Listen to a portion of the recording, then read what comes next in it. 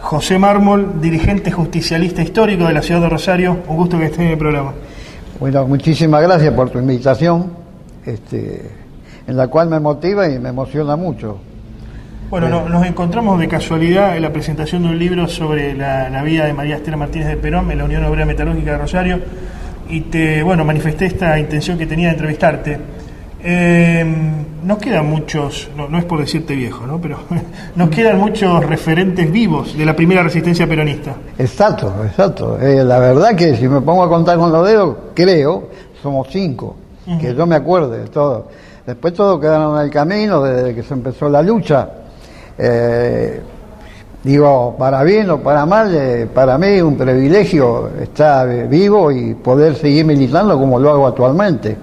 Sí, no paro. Vos seguís activo. Tengo 87 años, nací el 25 de mayo de 1936, el día que se inaugura el obelisco. Todo un hecho histórico, ya. Quiere decir que eso tiene una predisposición para poder seguir andando en la vida.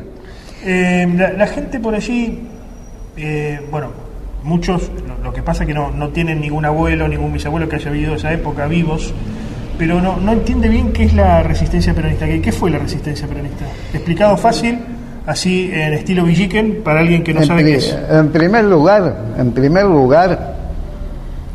fue el reconocimiento del pueblo hacia el líder máximo que había en ese momento. Juan Domingo Perón. Y en la defensa de la democracia, porque antes de ese proceso había unos hechos como el caso del 17 de octubre del 45, que en ese momento yo tenía 9 años. De todos los actos históricos que ha habido difíciles, de la época al presente, casi todos los tuve presentes. El renunciamiento de Vita, en los accidentes mayores de Vita. El único que no pude estar, mis padres eran guardabarreras, y vos me trajiste a la memoria que ahora estamos acá cerca de la República de la Sexta. Yo prácticamente me crié hasta los 14 años en Riobamba y Esmeralda, que era una guardabarrera que estaba ahí histórica. Y todas esas vivencias las viví. El 17 de octubre fue porque el pueblo sale a la calle ante la detención que los empresarios, en ese momento la iglesia y los políticos, la Unión Cívica Radical, los socialistas, todas ellas hacían presión para que realmente le hicieran renunciar a través de Farrell, le hicieron renunciar a Perón. ¿Por qué? Porque cuando Perón, en primer lugar, cuando la revolución del 43, que asume Ramírez, Pedro Pablo Ramírez, y después de un timón de aparece Farrell, que a eso le llamaron la revolución de los 50 coroneles. Ramón Castillo tenía ya programado llamar a elecciones y ponerlo a Pastrón Costa como presidente, que sería nefasto, porque veníamos de una década infame que había nacido el 8 de octubre de 1930 hasta el 4 de junio del 43. Las candidaturas se definían en un café, etcétera. Ahora, ¿vos cómo ingresás al peronismo? ¿En qué año ingresás? Y yo de pibe, prácticamente nací con el movimiento. ¿Tu familia era peronista? Mi familia, que ya te digo, era guardabarrera, mi padre y mi madre. Yo había tenido una patología que había perdido la vista a los 3 años, me había operado el doctor Uber acá en el Benevolencia, acá cerquita nomás, pero no me devolvió la vista.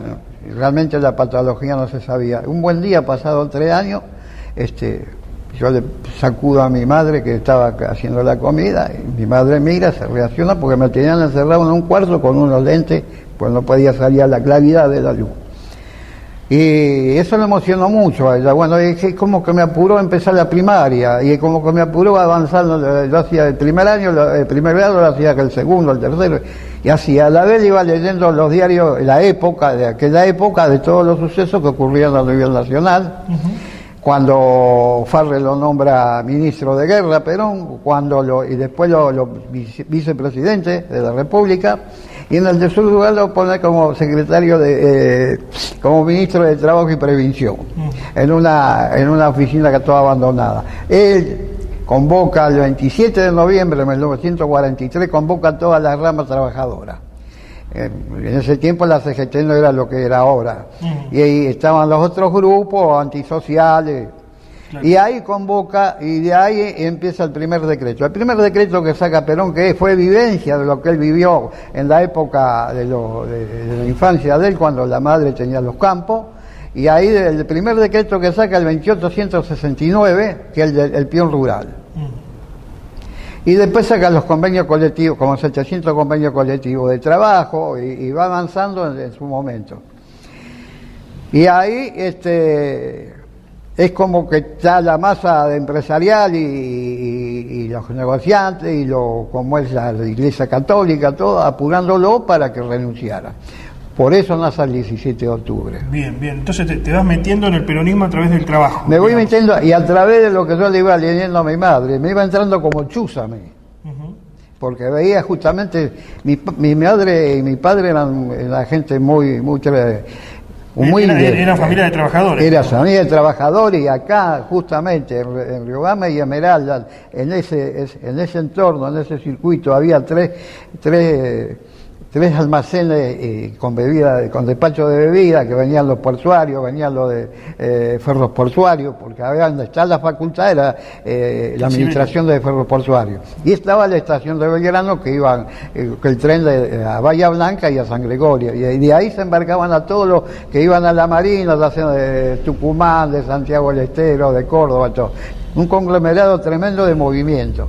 Y uno chiroleaba ahí, ganaba, se ponía a cantar, porque siempre había guitarristas, venían de tablada, de todos lados.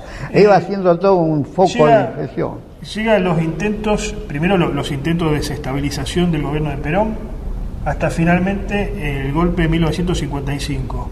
¿Cómo te toma? ¿Por qué decidís salir a la calle? Bueno, te explico. Porque, a ver, era todo un compromiso. Lógicamente. Era mucho más fácil quedarse en la casa, obviamente. Bueno, ¿no? Sí, siempre es más fácil quedarse en la casa. Totalmente. Y bueno, eso es lo que nos pasa. No tenemos la memoria activa y recordamos los tiempos que hemos vivido. Y no valoramos los tiempos que hemos vivido. Yo te decía del 17 de octubre, ¿cómo fue? Porque en ese tiempo los medios de comunicación no son los que están ahora. Eran muy escasos, que tenía una radio nacional que se podía enterar. Pero después el teléfono no tenía, toda la mayoría. No estaban tan monopolizados. Y bueno, pero como surgió el 17 de octubre como un desborde del agua, que como cuando crece el río, se desbordan los muelles. A eso fue lo que sucedió el 17 de octubre. Y a posterior del golpe del 24 de septiembre del 55, había ocurrido un hecho a los 3 meses anteriores, o sea, el 16 de junio del 55, que para matarlo a Perón, tanto la Marina como la Iglesia y la Junta Militar y los cívicos militares habían armado todo un complejo, y a las 12:45 bombardearon todo lo que era Plaza de Mayo y a la adyacencia del gobierno para matarlo a Perón. Mataron más de 500 personas, que hasta hoy está todo impune. Y eso fue un golpe tremendo para nosotros.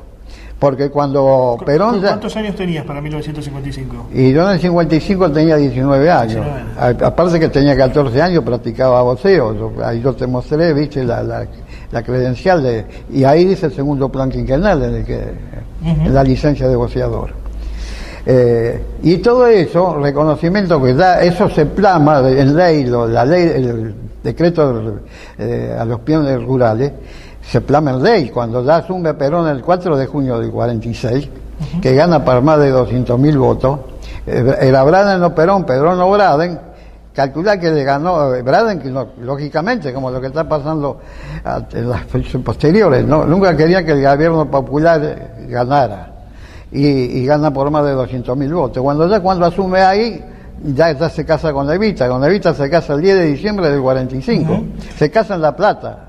Golpe de Estado en 1955, entonces te toma con la intención de salir a la calle a defender la propuesta peronista. Se levanta el 16 de septiembre del 55, se levantan desde Córdoba, de Córdoba, y se plasma a posteriores, cuando dicen en aquel momento ni vencedores ni vencidos, ni ganadores ni vencedores. Sí, la propuesta de bueno, eso fue lapidario para él, porque asume Aramburo con Roja.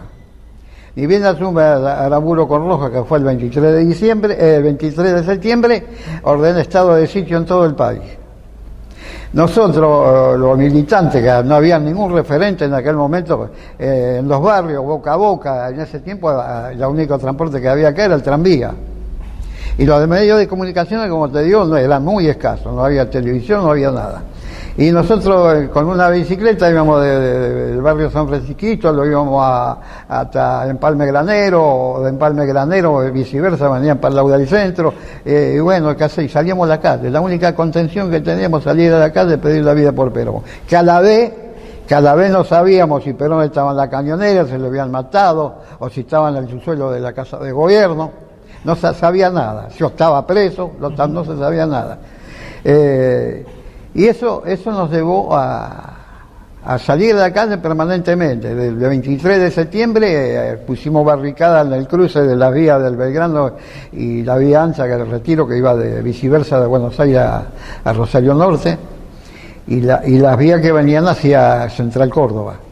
Y después nos juntamos en la parte de 27 y Lago, y o sea que 27 hacia el oeste era de tierra, y estaba el Trocadero, que ahí venían los animales, cuando en agosto se hacía la exposición rural. Venían ¿Y hay que salir con un grupo de personas? Sí, empezamos como a la mañana, un grupo de personas, más o menos 100, 200 personas, a arrimarse de distintos lugares, de los barrios, Carlos Casado,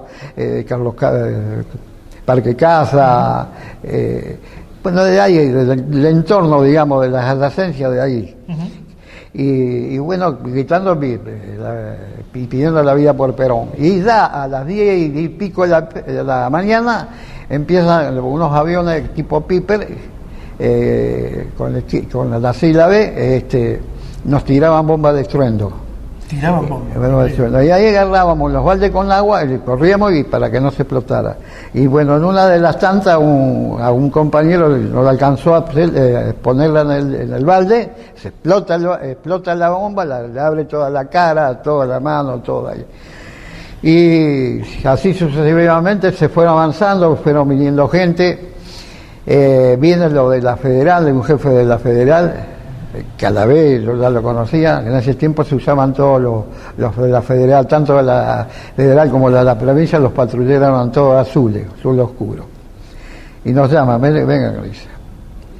Ojo que se está poniendo bravo, está en estado del sitio, y la orden de arriba es tirar a matar. Traten de irse, no le dimos bolilla. Eso, aparte la inconsciencia juvenil, ¿no? Claro, aparte nosotros el reconocimiento era a Perón y a Evita, que lo había dado todo, lo había dado la dignidad, no había derecho a nada. Cuando Perón, antes de asumir como... Era como una especie de padre para ustedes. Un padre terrenal, tanto él como Evita era un padre terrenal, porque no teníamos nada, venían los juguetes, traían los juguetes acá en el Correo Central. Nosotros llorábamos porque nunca habíamos tenido una bicicleta. Mi viejo me decía, si pasás de grado te regalo una bicicleta. No me regaló nunca la bicicleta. Pero yo estaba entusiasmado, y como yo, miles de pibes. Nosotros lo hacíamos con los barriletes, con los diarios hacíamos los barriletes. Cuando teníamos mercados de abasto, que estaba acá en Sarmiento y Tuzango y Mitre, veníamos ahí, llevábamos los cajones de manzana o de pera y armábamos con la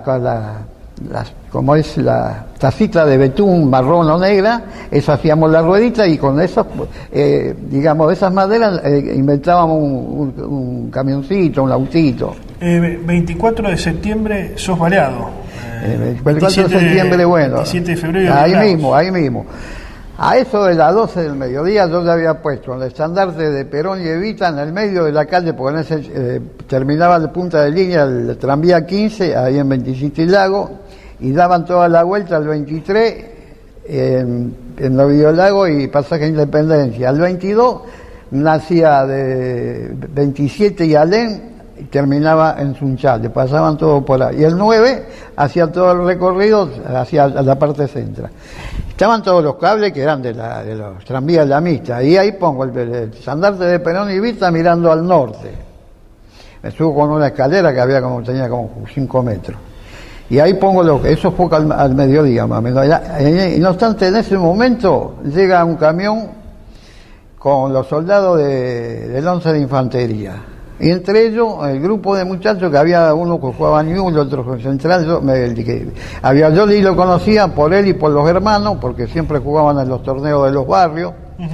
Y después en el mercado central, porque yo vivían en Pasco y Corrientes, por ahí, los hermanos de Villallol, y tenían Tassi, Mercedito, ven. Y me dice, negro, párense, dice que nosotros nos sacan castigados, no sabemos dónde los llevan, si a Córdoba o a Mendoza, dice, y vienen con la orden de matar. Los de Monte Casero ya están acantonados enfrente de la casa de gobierno, o sea, Santa Fe 1950. Que ahí en ese tiempo era la jefatura de policía, y estaba la alcaldía. Dice, viene con orden de matar. Y efectivamente, como a las 4 de la tarde, ya vienen mirando por el Biolago hacia el sur, del lado de Pellegrini, ya tiroteando, porque ya habían visto el movimiento. Directamente con balas de plomo. Sí, no, ya directo a matar. Y yo me subo arriba de la escalera, me envuelvo con la bandera argentina y grito, ¡viva Perón! Y ahí me pegan un balazo. Y la gente se dispersa, ya a esa altura, te puedo decir que 1000 personas habían venido de todos los barrios. Y caigo, ni bien caigo, del camión, el que manejaba la tropa, un oficialito, chiquito de bigotito, me dio con la culata del fusil, me dio acá. Me reventó el riñón. Me dolió más el culatazo del riñón que el balazo. Balazo saca sangre. Y te tiran por muerto. Y me dio por muerto, claro. Y mientras tanto sacaron de los compañeros que se habían resguardado en el estadio municipal, en todo ahí, los sacaron a todos, eran como 20, 30, y ahí, viste, que me levantaran a mí. Me levantaron con una bolsa de papa, colgando la cabeza. Hasta que después fue mi señora, estaba en la esquina, lo que es la estación de YPF, me estaba con otro grupo de compañeros mirándome, que todavía no estaba casado. Recién andaba yo con ella, más o menos, era maestra en Villa Constitución. Y yo le hacía señas con el brazo que me se fuera. Claro que le iban a matar. Y nos llevan con los detenidos, agarran 27 hasta Biolago, hasta Oroño. Y Oroño derecho a lo que era la asistencia pública en Rioja y Moreno. Pero no obstante eso, nos pasan primero unos francotiradores que había en Rioja y Oroño, que ahí matan a un compañero nuestro que andaba con el Colorado y Marco y otros muchachos que venían de allá de la zona de Alberdi y de Empalme Granero. El Colorado de Marco y otro compañero, un doctor que era de la 10ª. Y yo en ese tiempo trabajaba en Parque y Paseo en la parte superdumerario. O sea que no estaba como personal permanente. Y yo ya conocía al médico que estaba ahí, de guardia. La asistencia pública estaba desbordada, de heridos, de todo. Pero no obstante, ese primero lo llevan por donde estaba el comando en jefe, que estaba enfrente de la Facultad de Derecho. Y estaban la tropa, unos coroneles, unos tipos todos de rango, ¿viste? Y yo en ese tiempo tenía mucho pelo, era muy ruliento, pero mucho pelo, colgando la cabeza y tirando sangre, ¿viste? Entonces el tipo me levanta así, uno de estos, que no sé quién era, me levanta así, y le mando un cupichazo. Me pega un bife, ¡llévenlo! Pero nunca perdí el conocimiento. Nunca perdí el conocimiento. Y tuviste suerte, pues te podrían haber rematado, digamos. Tuve el respaldo de Dios, porque vos sabés que justo bueno, cuando este doctor, que ni bien me conoció, ordenó al coche y me llevaron, porque estaba la sala grande, estaba desbordada de heridos, muertos, qué sé yo. Y me llevan al Centenario, a la sala 1 del Centenario. En la sala 1 no a la sala grande, sino en la sala consultorio, y ahí estaba herido, que lo habían reventado con la bomba a la mañana, que era de Barrio Alvear, ese muchacho, y otro muchacho que los francotiradores en San Martín y Ceballos le habían tirado un tiro que le entró acá, le salió afuera, no tocó ningún órgano vital y vivían. Y ese pibe iba conmigo a la escuela, la escuela que estaba en Mendoza, Alén, entre Mendoza y San Juan. Bueno, llega el golpe del 55, se establece el golpe porque la idea era quedarse, van a venir los famosos fusilamientos de José Lon Suárez también.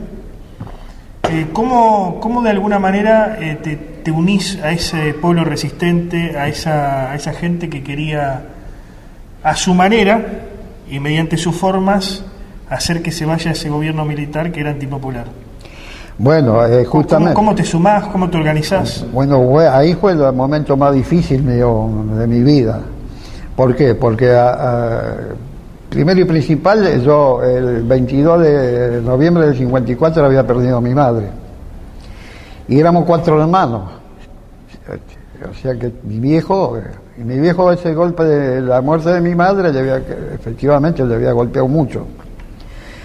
Y a tal punto de que como que había perdido el timón y llevaba el vapor al medio del río, del mar, al garete, porque se había perdido.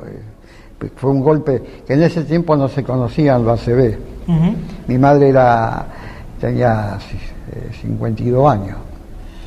¿Te sumás entonces a la resistencia? Claro, y bueno, ya aparte esos 3 meses, desde el 24 de septiembre, digamos, hasta el 3 de diciembre, mi padre no sabía, inclusive llevaron una corona a mi casa, pensaban que me habían muerto. Claro. ¿Y cómo me descubren? Me descubre un chico que era enfermero en la sala 11 del Centenario, que a la vez vivía al lado de la casa de mi tía, donde está la cochería Hugo, ahí en el Fiscal de Córdoba. Ahí mi tía, la hermana de mi padre, tenía un kiosco con el marido, un kiosco que a la vez vendían juguetes y todo. Y el chico vivía al lado de la casa. Entonces él nos manda por razones de trabajo. Entonces, cuando entra él a la sala 1, mira para el lado del consultorio y me ve, ahí me conoce. Y entonces le cuentan a mi tía. A todo esto, yo trabajaba como supervisor y no sabían ellos realmente qué función en ese momento para tratar de conseguirme o verme. Pues yo, aparte se me iba agravando el riñón, se me había infestado y llegó al punto tal que me tenían que operar sí o sí. Y ahí, a través de eso, se logra pasarme al Hospital Español. En ese tiempo, uno de los pocos referentes, y que tengo que destacarlo, que era Blatano. Blatano era uno de los concejales más jóvenes del primer gobierno peronista acá en Rosario. Y él que fue presidente, Albornoz, que fue presidente del Club Provincial, que el hermano fue diputado de la provincia, lograron que me pasaran al Hospital Español. El 3 de diciembre a mí me extraña el riñón. El doctor Rubino con el doctor Manganesi, uh-huh. Y me dice, te salvás porque tenés una fortaleza física tremenda. Claro, sí, estaba muy afectado. Y bueno, y después me costó la recuperación y no pude reintegrarme a la municipalidad porque no figuraba. Claro. Es como el que trabaja terciario o como el que trabaja eventual. Figura el negro. Bueno, pero decíamos, resistencia peronista, varios gobiernos militares. Sigo trabajando, activamente. Seguís trabajando. Y ahí donde yo te dije que estaba donde me voltearon a mí, que estaba la Cerradero, uh-huh. Se hacían las reuniones de toda la resistencia peronista, de los mensajes que mandaba Perón, que traían, grabados, todo eso. Sí, y cuando asume en el 58 Frondizi, que hace el pacto con Perón, con la promesa de reintegrarlo a Perón inmediatamente, porque Perón quería volver en el 58, uh-huh. Después de eso que el proceso quería volver a su patria y terminar con su obra, con su quinto plan quinquenal. Porque eso que yo te mandé a vos, esa foto, fue toda la ejecución que hizo en su gobierno. Uh-huh. Que llegó a ser hasta al principio del tercer plan quinquenal. Después no pudo hacer las 400 escuelas, la marina mercante con 160 navíos. Uh-huh. Bueno, pero viene la traición que le hacen, no lo permite, llegó a Brasil, se tuvo que volver. Sí, le impiden volver. Y todo se reunían ahí 27 y Obiolagos, sí. decías. Bueno, pero ahí, que hay una discusión muy, que siempre está y quedó, digamos, las distintas ideas políticas no quieren entrar en esa razón, pero el plan Comlinche ya venía y se empieza a ejecutar el 14 de noviembre del 58, ya en el gobierno de Frondizi, que es un secreto, el 98-80, si vos lo buscás en cualquier biblioteca no lo vas a encontrar. Y ahí empezó la represión contra el movimiento de trabajo, con todo, digamos, toda lo que era la CGT y todas las reuniones. Bueno, entraron a detener y pegar. Después, lógicamente, lo destituyen a Frondizi, aparece Guido, pero siguen siempre con la represión. Bien. Siempre metido entre los gobiernos democráticos, siempre aparece la cúpula marina y militar. Bueno, antiperonista.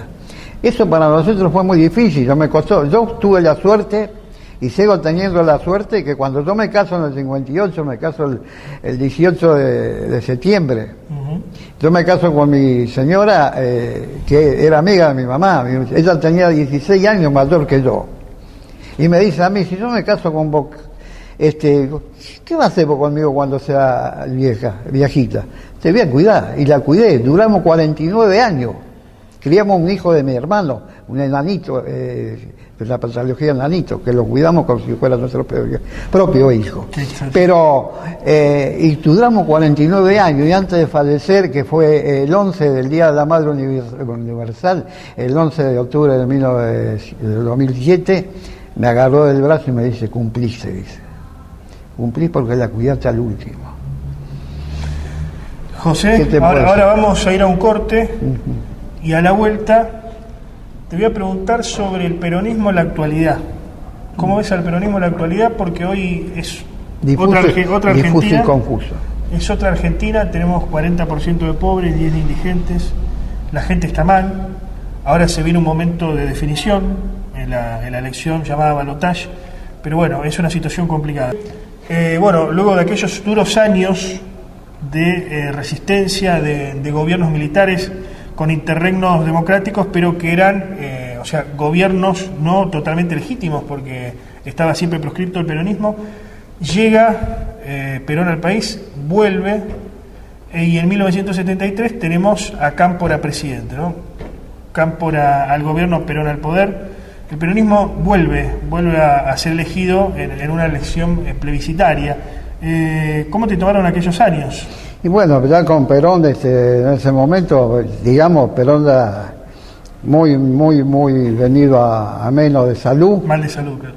Muy venido a menos. La evidencia está cuando se hace viaje a Paraguay, que ya vuelve vencido.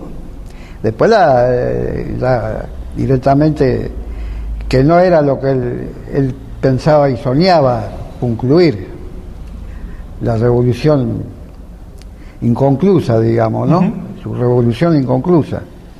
Y eso fue un momento muy difícil también, muy complejo, muy difusos y confusos, digamos, con las líneas, una falta de doctrina, digamos,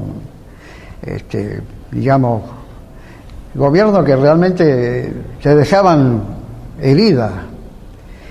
Y hoy, bueno, llegando a lo último de Menem, que el primero Alfonsín, que si visualiza que ya el gobierno de Alfonsín venía mermando, tal es así que yo hago una carta al Senado de la Nación. En ese tiempo el senador era Luis Rubeo. Yo en ese tiempo trabajaba en el puerto, coordinaba embarque en la coordinadora. Hice una carrera de abajo hacia arriba, muy progresiva, muy buena, que me dio mucha experiencia, mucho conocimiento, y una de las que yo visualizo, en el año 89, digamos, el famoso golpe de ¿cómo es? Que se empezaron a hacer los saqueos, ¿no? Los saqueos voluminosos en todas las conflictos sociales en la calle, ¿no? Y eso fue tremendo. bueno, después viene el gobierno de Menem, y el gobierno de Menem es una de las cachetadas que más que hay que decir la verdad, de la reforma del Estado, con la 23.696, que desafecta a todas las empresas del Estado, a donde miles y miles... Claro, esa Argentina que vos habías visto florecer con el primer peronismo, la desintegró el mismo peronismo. Claro, es que lo matan, digamos, la misma... fue un golpe tal es así que yo en ese momento, a través de la ley de la reforma del Estado, la 23.000, con Caballo y Menem, la ley de convertibilidad y el decreto 817/92 que no se cumple, desafecta todos los convenios colectivos de trabajo. Y la reforma de la ley previsional. Teníamos la 18.018 y no aplican la 24.241, donde elevan en 5 años la edad, que la edad era los 60 años, con 30 años de servicio. Donde quedamos como palito de la ropa, colgado de la soga. Muchos no lo podíamos jubilar. Éramos joven para jubilarnos y viejo para el trabajo. Porque hoy, lamentablemente, con 30 años, y eso fue un golpe muy tremendo, hasta el día de hoy, que yo empecé a tener secuelas, el pánico ataca, porque vos te encontrabas en un momento dado, sí, la de repente trabajando, y no tenés trabajo, no podés jubilarte. Ahora, Menem en aquella época, y también te lo relaciono con el tiempo presente, Menem en aquella época decía: nosotros nos adaptamos al cambio que vive el mundo porque el peronismo es pragmático y el peronismo debe adaptarse a los cambios que vive el mundo. O sea, en ese aspecto, si uno quiere, hasta Menem fue peronista, ¿no? Porque se adaptó. Ahora, varios en esta Argentina actual están proponiendo eso, que el peronismo se adapte al tiempo que viene. ¿Por qué? Porque consideran que el peronismo más clásico, que algunos definen como populismo, fracasó y está llevando a la Argentina a una situación casi de colapso, donde tenemos 40% de pobres, 10 de indigentes. ¿Pensás que el peronismo debe adaptarse a una economía más de mercado, siquiera a nivel internacional, integrarse más al mundo, o debe morir en la suya y seguir con sus preceptos y seguir con su doctrina, como los años 40, por ejemplo? Se puede cambiar la realidad, pero no tan cruel. El sistema para mí, porque a mí no me la cuentan, yo la viví toda. Pero la época nefasta nuestra, que fue que yo con 57 años, como yo, miles, no se podían jubilar, y que nos deben, en este momento, nos deben a la Argentina joven, no. Es un despropósito tremendo. Es un despropósito. Esa era la política que realmente quiso poner Martínez Dios en su momento. Con Alzogaray, que decía hay que pasar el invierno. Y perdón la palabra. Sí, es un modelo liberal. Se cagaba de hambre. Esa política, yo tengo 87 años, no sé cuánto me queda, 1 día, 2 días, 3 días, pero esa no la quiero vivir, ni que mi hijo, ni mi nieto, ni tu nieto.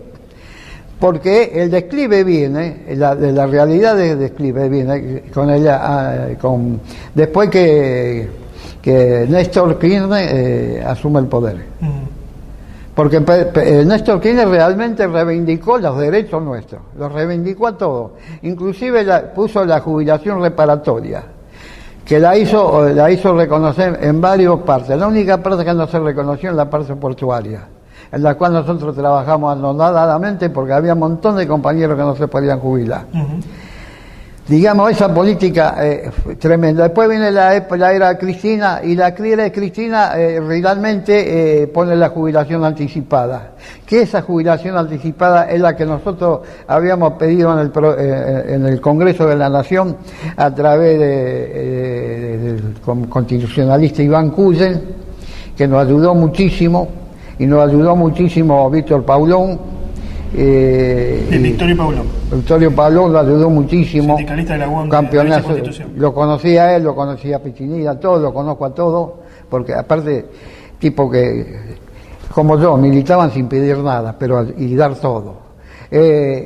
estamos en un proceso muy difícil. Yo estoy elaborando, los documentos míos te pueden demostrar que yo estoy activamente trabajando para qué. Digamos, estamos en el peso neto de la balanza, que queda hasta ahí. Pero yo no quiero vivir la que puede, si hipotéticamente el 19 de noviembre... Si gana Milei, digamos. No, sería, para mí, me mata. Soy un muerto vivo. Me mata, no solo a mí. Porque lo que no se dice y se tenía que haber dicho con mucha anticipación, que este proceso nos llevó Macri.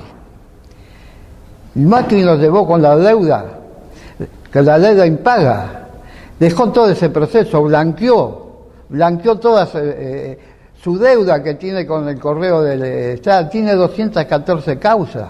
Él no podía haber sido, si hubiera existido la justicia real actualmente acá en este país, él no podía haber sido presidente.